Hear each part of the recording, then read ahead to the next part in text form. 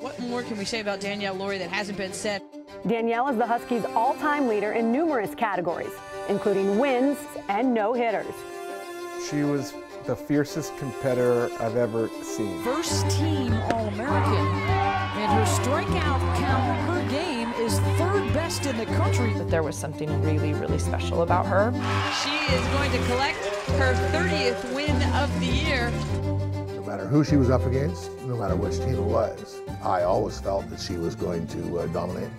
The higher the stakes got, the more calm she became. I will step on the mound and I'm going to absolutely demolish you. And I don't care if you're my mom or my grandma or my brother or my kid. I'm a little easier on my kids. But there is something so brilliant about being able to have that mentality and it being completely okay. This is just the natural mullet. This was a thing. Short at the top, long at the back. We were kind of from like a small hometown, like Langley, British Columbia, Canada. All I really remember was like my mom and dad putting us in like multiple sports. And it was like from a very young age, it's kind of like all we ever knew. She was an active child, very athletic. So she was involved in, my husband got her in sports right away. She was a goer, she didn't stop. I remember the day that I realized that Danielle might have an opportunity to do something. She was young. She might have been 7. She had a ball in her hand, and she just kept throwing it up in the air, and she kept taking it like this. And I'm going, how'd you learn that? She goes, I just figured it out. You know, after that, she never really put a ball down. And then, you know, her brother was incredible athletically from a very early age as well. So they just kind of started playing with one another and throwing balls back and forth, and off we went.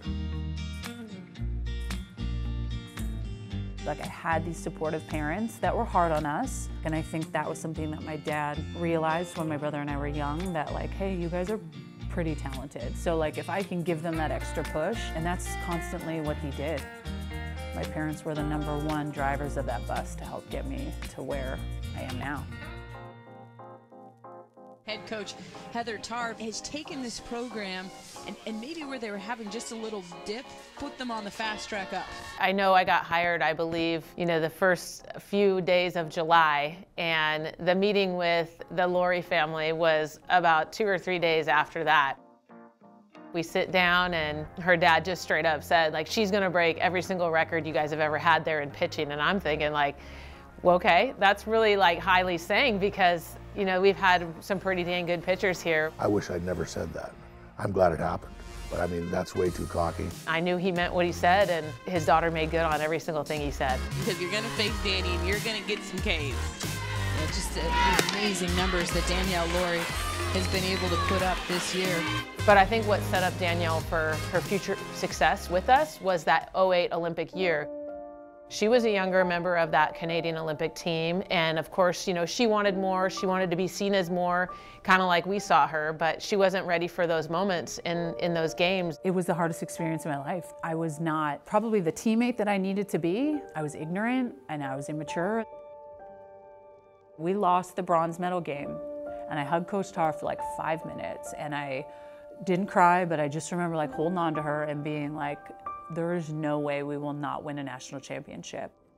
I have never felt the way that I feel right now. Just anger, frustration, all of the above. And when you can learn how to control that and fuel it into a way where it's like, no one can stop me. If I do what I need to do, I am fearless in that direction. I think she came back with a big chip on her shoulder saying, look, I'm going to show everybody, including myself, the pitcher that I am. The University of Washington, they are still seeking that elusive first national title. She pitched every single game from the time we got to Massachusetts all the way through Georgia. And we went on to Oklahoma, and we beat them in Oklahoma. Every single game she pitched, and she got stronger and stronger. I'll never forget the pitch that won the, they scanned to her dad, and her dad's pacing around. The fact that he was there, and my mom, they didn't even sit together because my dad is such a weirdo like me. Like he had to go sit by himself, but just seeing his reaction is the one thing that like brings me to tears when I rewatch that, because it just was like, I can't even imagine what he was feeling in that moment.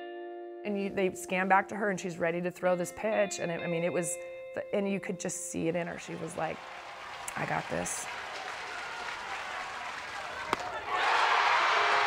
The 2009 National Championship goes to the Dogs. The Washington Huskies win their first NCAA title. I think that's what she just kind of had. I think she just, pressure was a privilege for her and she leaned into it at every moment. I think she was learning how to be her best self while she played with us, and all the while it could have been perceived even by her own self of not being a great teammate. But I think that was the genius of our team, is the team knew that this was a national championship type pitcher and she was going to carry us to the national championship. And so we're going to, you know, fan her and allow her to be the queen that she is. And here we go. You're going to do this for us, so we're going to do this for you. Those were the things that were going through my head, like remembering how I felt in those Olympic Games in '08 and how friggin' sad I was, and like, but what led to this moment for me to be this for what the team needed, and how special we were, but more importantly, how amazing it was for the university. Like, no one can take away the first national championship, and I felt so lucky to be a part of it. I think it's more of a big deal to them when they see little kids their age want to engage at the Husky games or like stuff like that. Maddie will come up to me sometimes with those little kids were totally talking about it. And they I'll were go in like, Chipotle one time.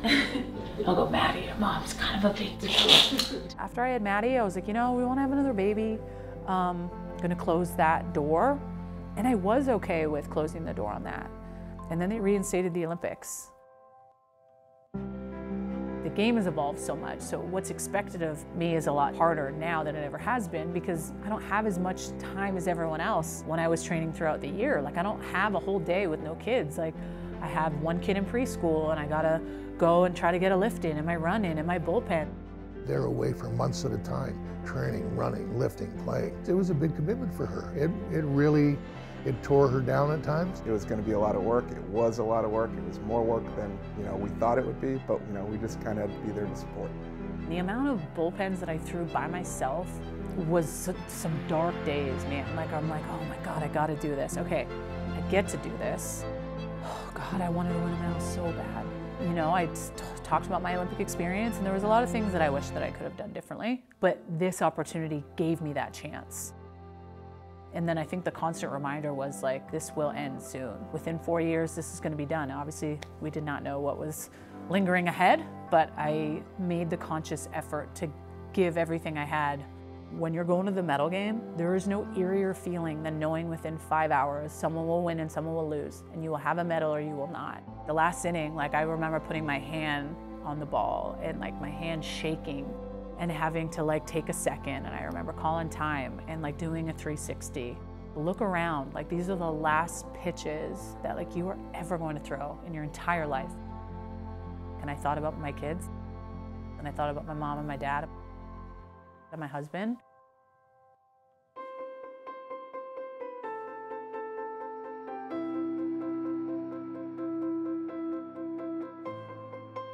You know, it's the first Olympic medal that Canada's ever won, and I'm so glad that, you know, my daughter could be part of it.